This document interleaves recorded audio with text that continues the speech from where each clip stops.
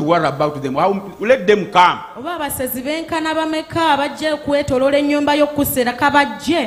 As long as God is on your side. Those night dancers, witch doctors, whether from who they can easily be defeated.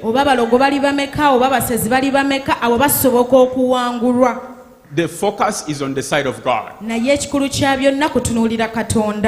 But I want a good version. Somebody in the technical bench, give us the New King James Version. I want those original Bibles. Because this one, that one. Okay. We grew up reading this. Maybe this is an agent of the devil. If you are seated next to an agent of the devil, as long as God is on your side, that agent of the devil cannot prevail against you. Let me hope I'm preaching to somebody. Because he who is in us is greater than he who is in the world. So don't waste your time on the names of demons. Focus your attention on walking with God, pleasing your God, understand the will of your God, understand the principles of your God. As long as God is on your side, no enemy can prevail against you. That's what God promised Gideon. He said, Gideon, for sure, you are going to defeat the Midianites. Single-handedly as one man. Because I am with you. Period. Period. So now I declare to you, this year, focus on walking with God. Focus your prayers there. Keep your attention on God. Don't bother the enemies. God will defeat them for you. Single-handedly. Praise the name of the Lord. Am I preaching to somebody? No, because when I was going through this passage,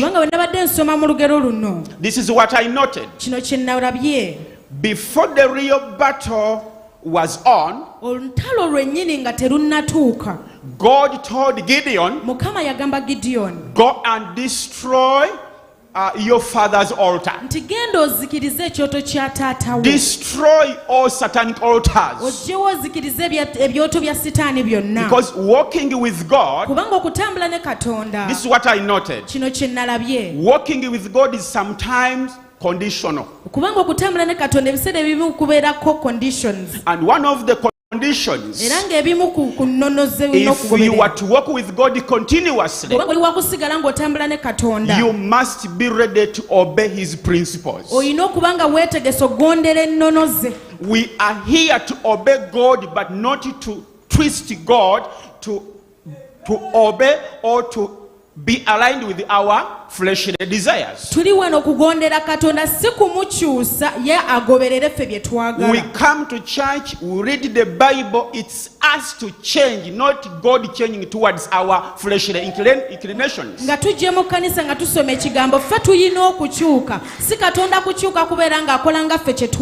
We come to Bible studies, we attend Sunday services, we align different preachers so that you can know how to walk with God. And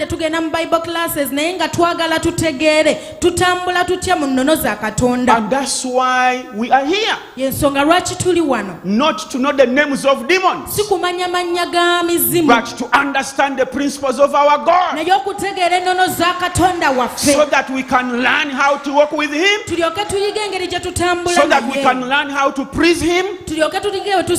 As long as God is pleased with your lifestyle, wabanga katonda asanyukira entambula, as long as God is pleased with your mentality, ng'asanyukira engeri gy'olowoozaamu, as long as God takes the fear of the Lord in your heart, ng'alaba okutya kwa katonda kuli mu mutima gwo, He will ever be with you agenda kubeeranga naawe and defeat your enemies. era kuwangulira abalabe bo. That's where the secret is. Awo we wali ekyama. Am I preaching to somebody? Waliwo awulira enjiri. So now that's where the issue is. Awo nno we wali ekyama. Because I've been reading the Bible for the last 37 years. Kubanga emyaka 37 nga nsoma Bayibuli. This is what I've noted. Kino kyendabye. Whether Old Testament or New Testament, ndagaano nkadde oba ndagaano mpya, people who manage to succeed in whatever field, abantu abasobola okuwangula mu buli nsonga, because God is not limited, kubanga katonda takugirwa, He can operate in any sphere of life. asobola okuyingira mu buli nsonga He z'obulamu, can operate in any field. asobola okukola ku buli nsonga. That's what I've noted in the Bible. Ekyo kye nategeera mu But Bayibuli, those people who succeeded in the Bible nti abo abantu abasobola okuwangula mu Bayibuli had one thing in common. baayina ekintu kimu kye bafaanaganya. God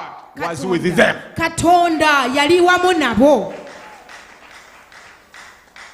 Be it Old Testament or New Testament. Oba ndagaano nkadde oba ndagaano mpya. For the name of the Lord. Mukama agulumizibwe. The list is endless. Olunyiriri teruggwaayo, olukala teruggwaayo.